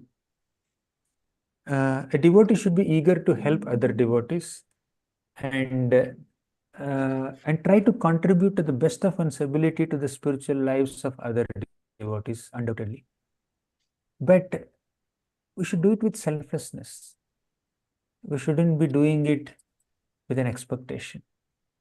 Because I helped you in your bhakti, because I have given you kanthimala, because I have taught you how to chant, because I taught you how to wear Vaishnava tilak and all, you are supposed to do this to me. So the basic intent itself is little objectionable there. So we are serving other devotees. We are trying to teach other devotees or help other devotees in their bhakti as representatives of Krishna, not replacements for Krishna. As transmitters of compassion, not as originators of compassion. We are being instrumental in Krishna's attempt to bring a soul closer to Krishna's lotus feet. So in this whole thing, if I claim credit for whatever I have done, then, my God, there's something fundamentally wrong with the understanding. Okay. So there's a transmitter of grace, that's Krishna and the whole parampara. And there's a receiver of grace, okay, a conditioned soul or a struggling sadhaka. And there is originator of grace. And in between, there is some postman kind of person who receives grace from here and transmits here. So this is originator of grace and this is the receiver of grace. So the main transaction is happening between these two. Okay, that's how this middle person is supposed to think, by the way. This person is not supposed to think like that, right? This person is supposed to think. So I am transmitting that grace and I am supposed to be a transparent transmitter. So just like transparently I transmit the grace that I receive to someone else, I should also transparently give the credit that I'm receiving from the receiver to the main originator, right? So it should be like both share transparency. You receive Krishna's grace and transmit. And you receive their gratitude and then transmit to Krishna. They are offering obeisances, okay, receive and offer it to Krishna, not for me. So that's the thing. Now coming back to what should be my, when someone is having such an expectation, I have done so much for your spiritual life, you are not doing it for me, then you're not being grateful. When we hear that, what should be my attitude? Because we received something from them, definitely we should acknowledge that. We should try our best to please them and serve them to the best of our ability. For that, we may have to even go out of our way as much as possible. But when things are crossing certain boundaries, okay, the boundary can be the etiquette from their side, boundary can be our own limits also. Time is limited, energy is limited, resources are limited. So when things are crossing certain boundary, that's where you need to communicate. Initially tolerate, later communicate. But even after communication, things are not happening as they're supposed to happen, then escalate the matter to some another superior who can make some difference, right? So tolerate, communicate, escalate. Okay. But don't. Thank you so much, Prabhuji. Yeah. But in the name of humility and tolerance, we don't have to allow ourselves to get exploited. Okay. But before that, we should also see that we should never think that we are being exploited unnecessarily. We should not be overly judgmental towards other devotees. Okay. Okay. We should give a benefit of doubt. But when consistently, when something unpleasant is happening, then I gave the three things. Thank you, Hare Krishna. Thank you so much, Wonderful. Prabhu. Thank you so much, Prabhuji. Thank you for your valuable time and association and wonderful class, Prabhuji. Hare Krishna. Pranam. Manjari Mataji, please go ahead, Mataji. Hare Krishna, Prabhuji, please accept my humble obeisances. All glories to Srila Prabhupada and Shri Guru and Shri Gauranga. What a wonderful class, and very, very practical. And, it's a very needed class, specifically when, we live in the congregation and the services that we do and everything. So thank you so much for such an enlightening class. One question that I have is we have this, there's no friend, there's no enemy, and all the circumstances are when we have this, I guess, equanimity with everything. So even when distress comes, we don't get very agitated or disturbed.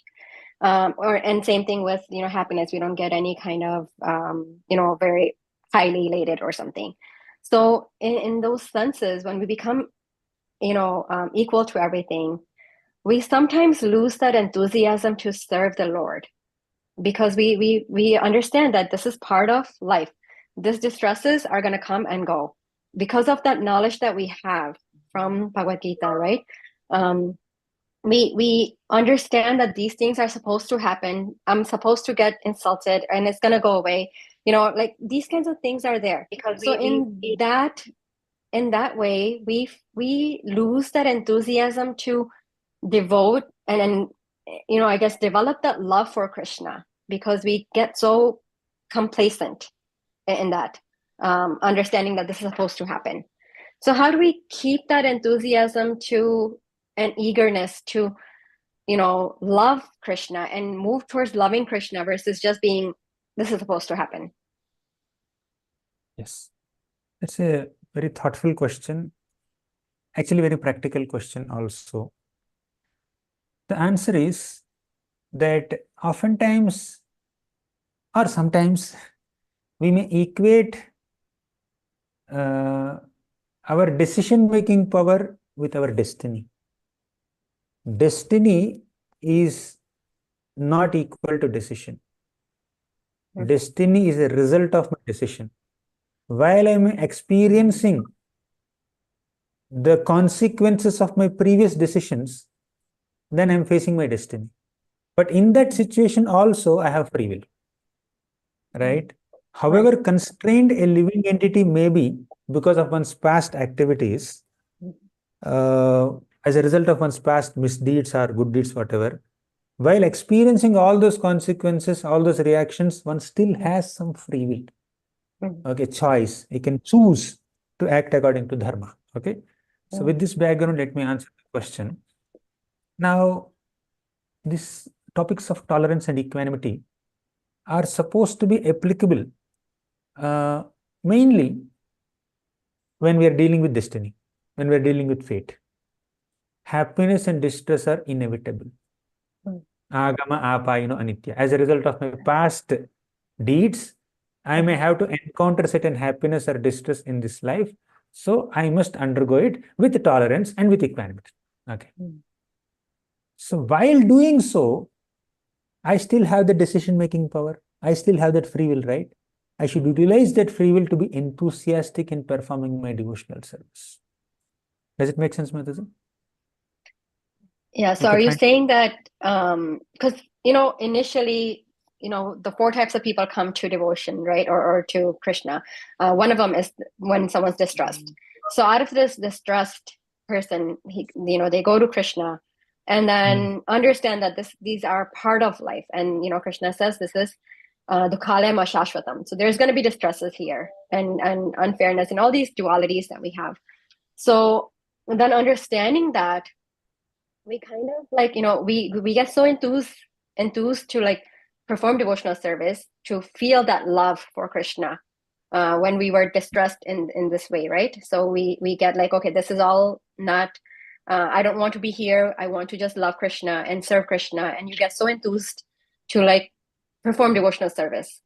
And then whenever those distresses may again come, or in a different way or different form, because of this knowledge that you have, and yeah, you in very, very bad distress, maybe you'll get to that, just go to that enthused level, understanding that, I need to go to Krishna very strongly.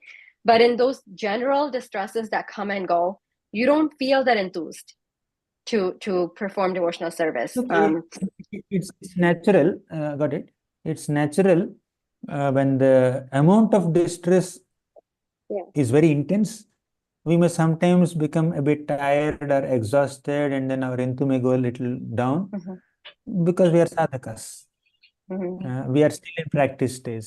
We are not yet perfect in our devotional service. Therefore, the enthu may go down, but it's fine. Just we need to just ensure that the down phases are not prolonged. Maybe 1 or 2 days, 3 days, when there's intense misery, say someone who is very close to us may have passed away. And it's not just one day or 1 hour of impact, but it is like a 1 hour, 1 month or 1 year, maybe. Probably we are just really bothered by their memories and we are missing them a lot. Therefore, there could be some kind of ups and downs in devotional service. We cannot actually exhibit so much of detachment overnight. So that's fine. And in such situations, we need to, what gives us hope is association of devotees and discussing philosophy, discussing Krishna's pastimes in that association. That will give us encouragement. We need not become so discouraged when the distress part is little prolonged in our lives. It happens. Just move on like that. Okay, thank you, Prabhuji. And one, yes, that's helpful. Thank you so much. One more question that I have is when you said Krishna Katha, when you are dealing with devotees, when you have Krishna Katha, then it's everything gets like settled because Krishna is in the center then. So at that point, let's say we're dealing with the senior devotee, and so to speak, what amount of years they have in Krishna consciousness and the services that they have, that they uptake. So in that sense, when we see something not properly happening in those services, or someone is, maybe the senior devotees may be thinking, I do so much, and then this devotee is not performing as much or anything.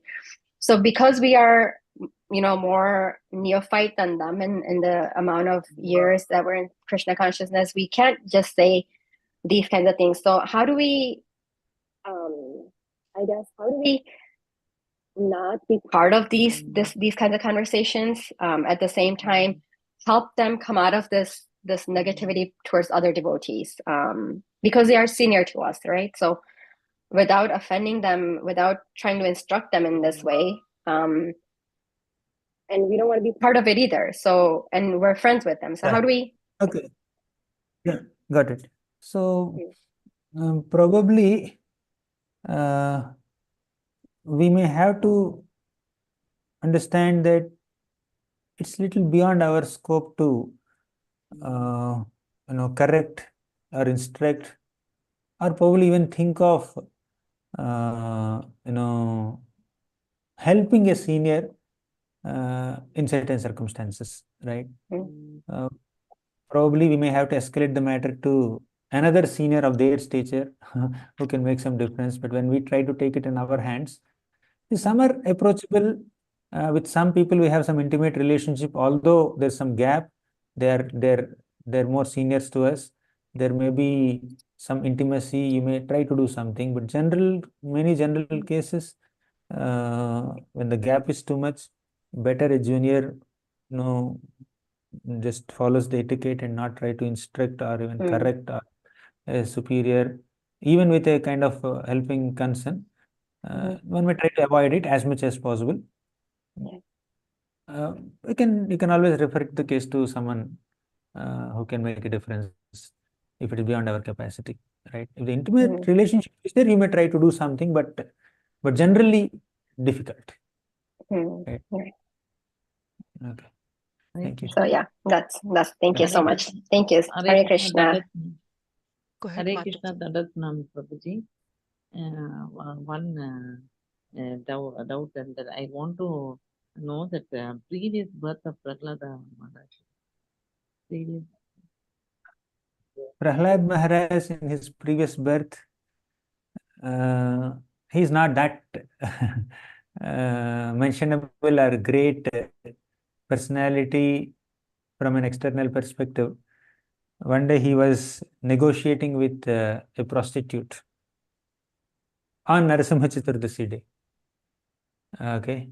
And the argument went so much that he ended up doing Jagaran. Okay. And that gave him some kind of Sukriti, and he became Prahlad next life. This is mentioned somewhere in some Purana. Okay. Again, he was born as Ramanujacharya. Next birth really? of I know. Bali Maharaj. Bali Maharaj is the grandson of Prahlada. Bali Maharaj is grandson of Prahlad, that is correct. But I don't know if one of them became Ramanujacharya. I don't, at least I don't know. Thank you, Prabhuji. Thank you. Thank you for the excellent Okay, lecture. Thank you. Hare Krishna, Hare Prabhu. Prabhu, do you have Thank time, you. Prabhu? There are some questions in the No, chat box. already I went way beyond time.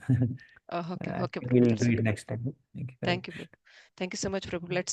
Please, devotees, let's pay our obeisances. Thank you so much, Prabhu, for your valuable time and association. Appreciate so much, Prabhu. Thank you. Please come again, Prabhu.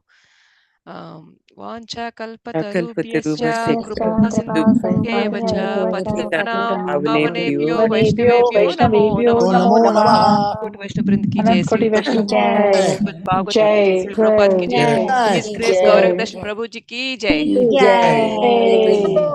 Prabhuji, koti koti dandavat pranam, Jai Shri Hare Krishna. Krishna, Nityananda, Gauranga, Nityananda.